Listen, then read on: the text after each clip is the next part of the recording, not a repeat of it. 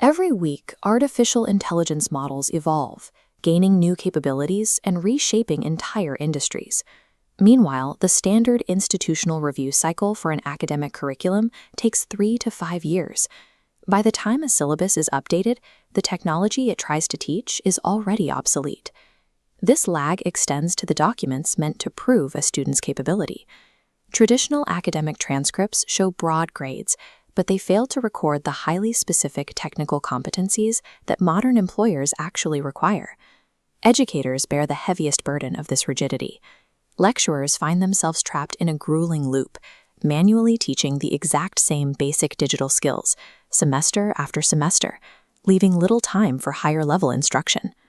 For the students, specifically pre-service teachers, this rigid, linear path limits their control over their own learning. When every step is strictly dictated from above, researchers measure a direct drop in intrinsic motivation. Traditional curriculum models are losing the race against AI development. This timing gap forces a transition toward a modular system that can be updated as quickly as the tools themselves. To solve this, we have to change how knowledge is packaged. Enter the micro-credential, or MC. This is a strategic reset that breaks down a massive academic degree into smaller, independent, verifiable units. Based on guidelines from the Malaysian Qualifications Agency, these micro-credentials function as bite-sized, standalone modules. Each one is designed to target and verify a very specific digital competency. From a psychological standpoint, this restores control to the learner. Because the modules are self-paced, students dictate their own learning journey. Giving them that autonomy directly fuels their motivation to learn. For educators, the shift is equally critical. By automating the delivery of basic skills through these online modules, lecturers are freed from repetitive teaching routines, actively optimizing their overall workload. Shrinking the unit of learning does two things simultaneously. It shifts power back into the hands of the student, and it restores critical time to the educator. To test if this modular approach actually works in practice, researchers at the IPG Kota Bharu set up an empirical study to generate hard data. They utilized a single-group pre-test, post-test quasi-experimental design, carefully measuring the progress of pre-service teachers over an exact 8-week period. Week 1, researchers establish a baseline using the Dig-Comp-Edu framework. Weeks 2 through 7, students complete self-paced modules and earn badges, while the system logs every interaction. Week 8, students take post-tests and surveys to measure motivation and usability.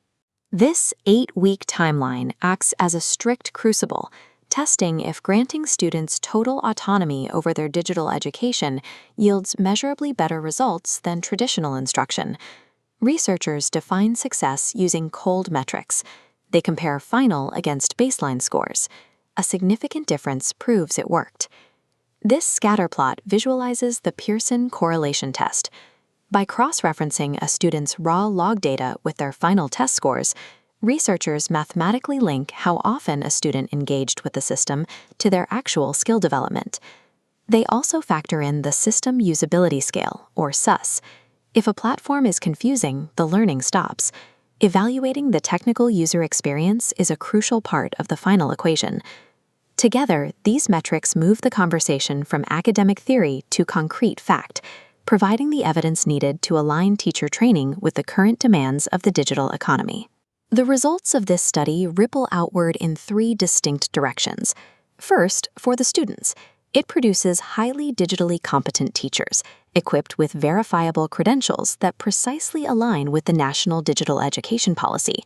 Second, for the institutions, by offloading repetitive tasks to the micro-credential system, lecturers regain the bandwidth to tackle high-level academic research, meeting modern institutional targets.